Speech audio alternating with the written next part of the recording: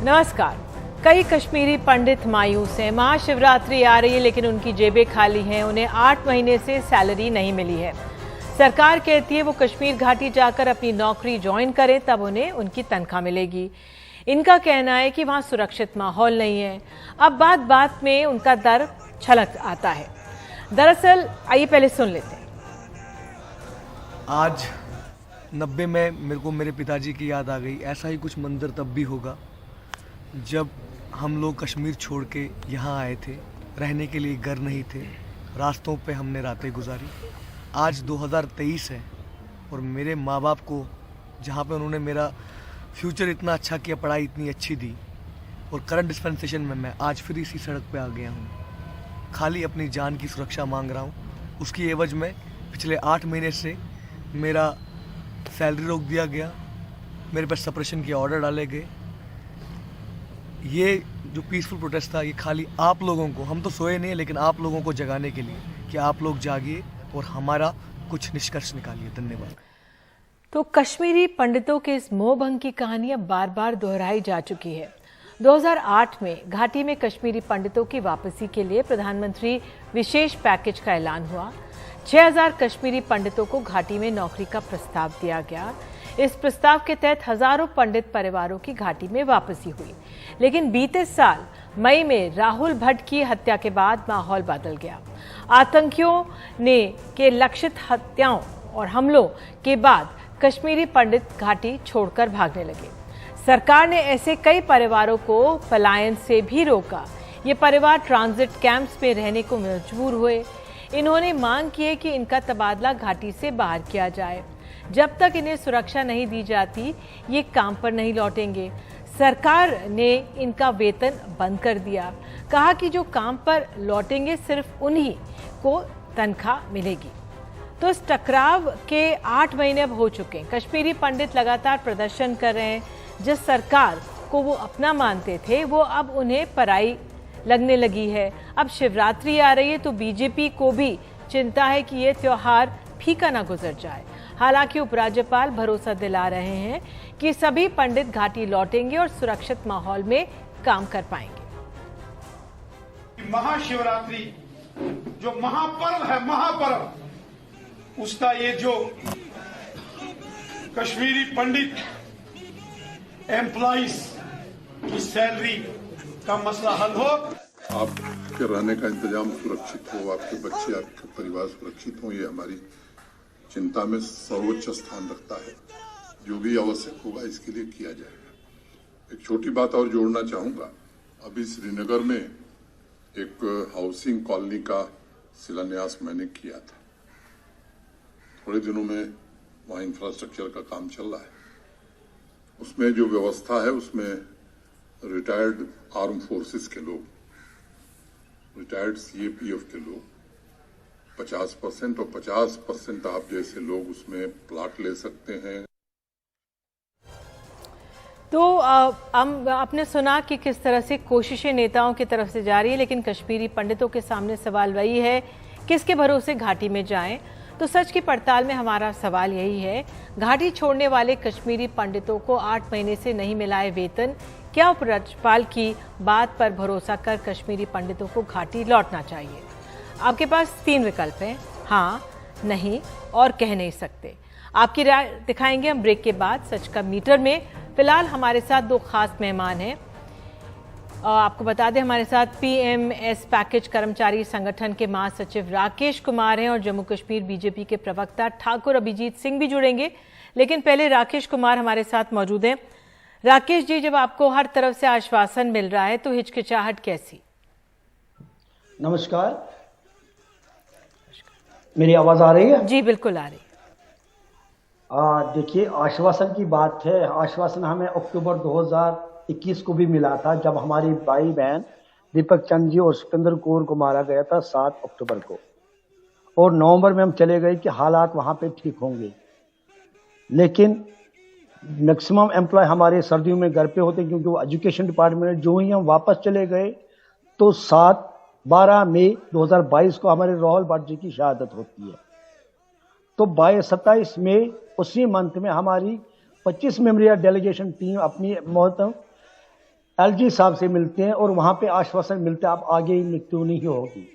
लेकिन 29 मई को रजनी बालाजी शहादत देती है और 1 जून को बैंक मैनेजर विजय कुमार जी शहादत होती है उनकी।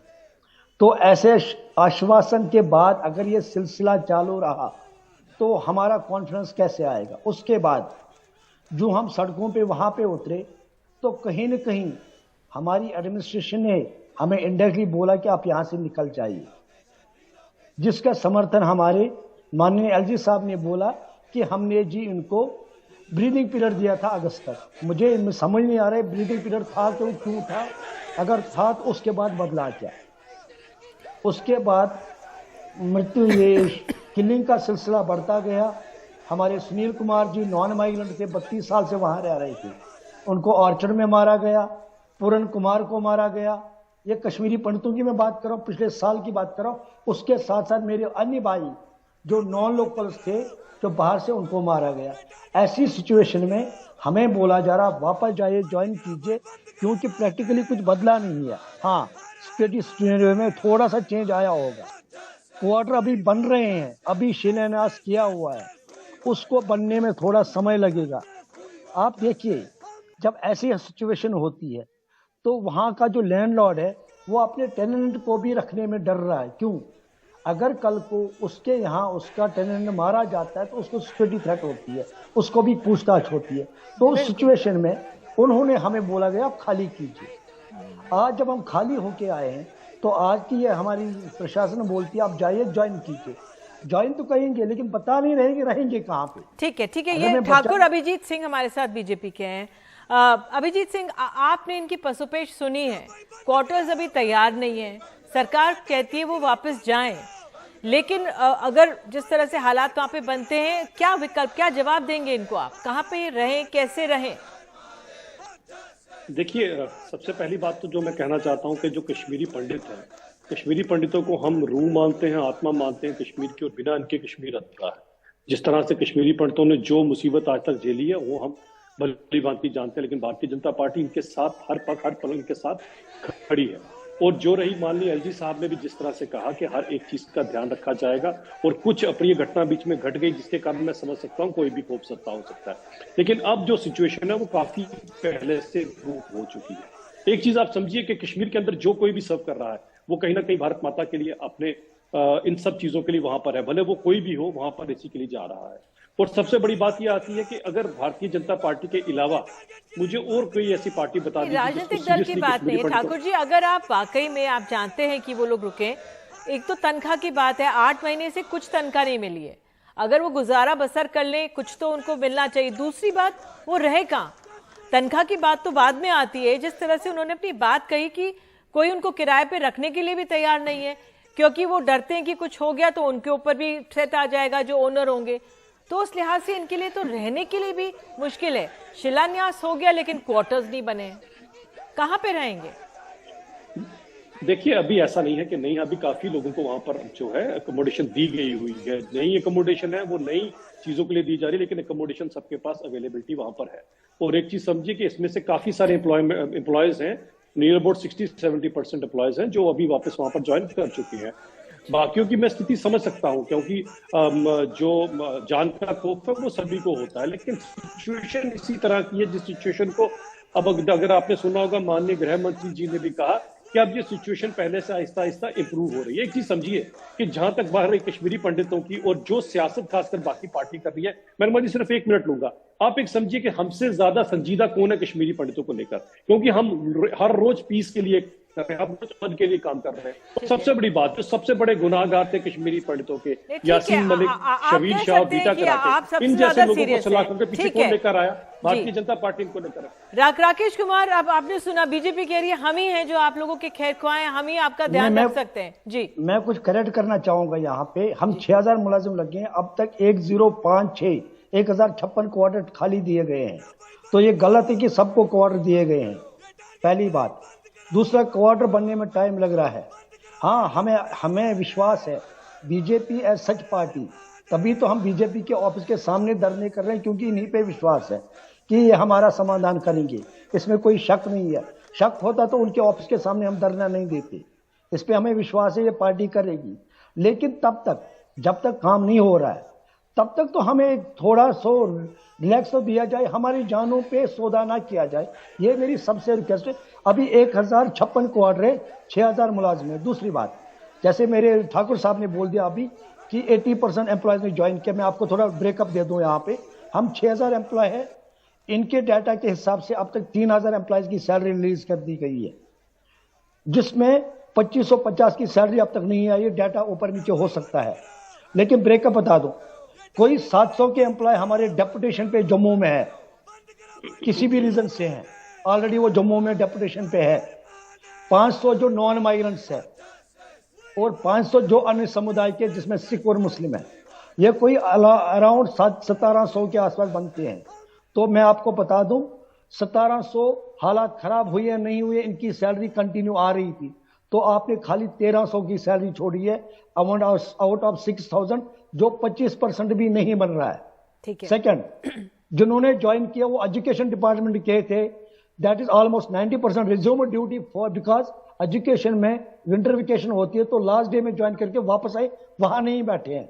बट नॉन मूव एम्प्लॉय जिनको हम बोलते हैं दोस्त who are from other departments, ये है ज्वाइन जस्ट 20%, उसमें भी ये डेपुटेशन प्लस नॉन हिंदू जैसे मुस्लिम एंड सिख्स है, और जो डेपुटेशन नॉन माइग्रेंट्स है।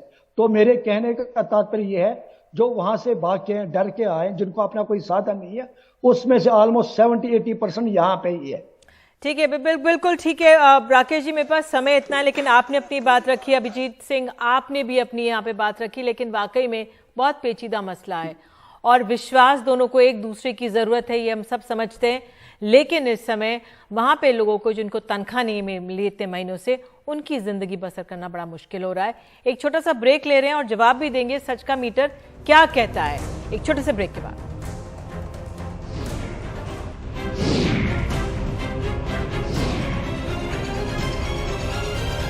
आइए सीधे चलते हैं, उद्धव ठाकरे प्रेस कॉन्फ्रेंस कर रहे हैं, चुनाव आयोग के फैसले पर क्या कहना है सुनते हैं। पर्याय कोणी असेल पण हे जुलमी अत्याचारी राजवट नको, हा विचार आता देशातल्या प्रत्येकाने केला पाहिजे। सर, आपने मराठी में कहा बाला साहब धनुष बाण का निशान दिया आपने कि बाला साहब उसकी पूजा करते थे, आज भी हम भी करते हैं। हाँ सर, उसी को थोड़ा सा हिंदी में आप एक्सप्लेन कर दीजिए। एक चीज दूसरी, जो एक केंद्रीय मंत्री ने कहा था कि धनुष बाण इनको दे दो, उसको लेकर आपने आरोप लगाया। इन दोनों ही सवालों का हिंदी में जवाब अभी आपने जो सवाल पूछे उसमें उत्तर आ ही गए ना। धनुष्य बाण तो मैंने पहले दिखाया आपको, वो वही धनुष्य बाण है जिसकी पूजा आज भी होती है और जिसकी पूजा बाला साहब अपने हाथों से करते थे। तो इन्होंने वाले कागज पे धनुष्य बाण चुराया होगा, लेकिन असली धनुष्य बाण मेरे पास है।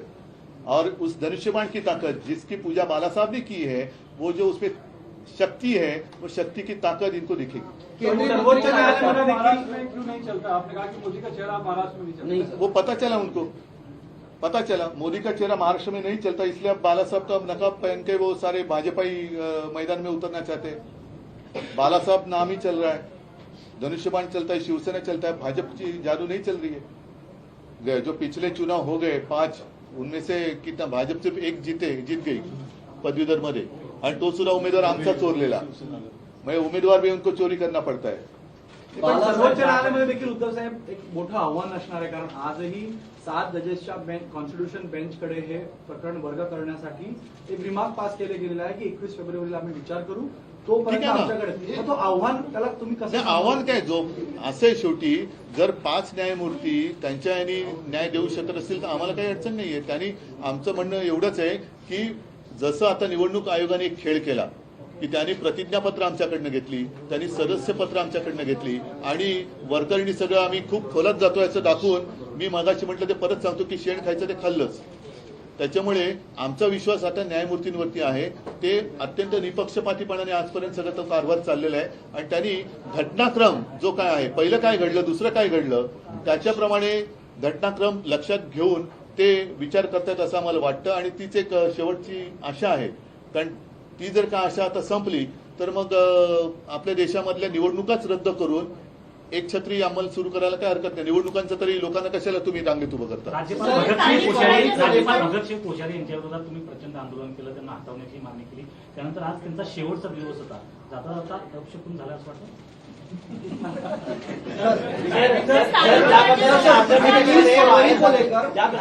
आंध्र प्रदेशमध्ये वायएसआर काँग्रेसने बाउन्स बॅक केलं जगनमोहन रेड्डीने, त्या पद्धतीनं आता होणार ना, होणार, नक्कीच होणार, नक्कीच होणार. म्हणून मी सांगितलं ना की तुम्हाला लक्षात असेल की जेवढी जेवढी शिवसैनिक मला भेटतात त्यांना मी सांगितलं की मी 19 जून 1966च्या मानसिकतेत आहे. ज्या वेळेला शिवसेना प्रमुखांनी शिवसेनेची सुरुवात केली तेव्हा तर आमदार खासदार काही नगर चौक पण नव्हते, पण त्याच्यानंतर. तो सच की पड़ताल में हमारा सवाल था कि घाटी छोड़ने वाले कश्मीरी पंडितों को 8 महीने से नहीं मिला है वेतन. क्या उपराज्यपाल की बात पर भरोसा कर कश्मीरी पंडितों को घाटी लौटना चाहिए? हमारे पास जो राय आई है उनमें 75% मानते हैं कि कश्मीरी पंडित उपराज्यपाल पर भरोसा कर लौट नहीं सकते, जबकि 20% की राय है कि हाँ उन्हें भरोसा करना चाहिए और 5% लोगों की कोई राय नहीं है. नमस्कार.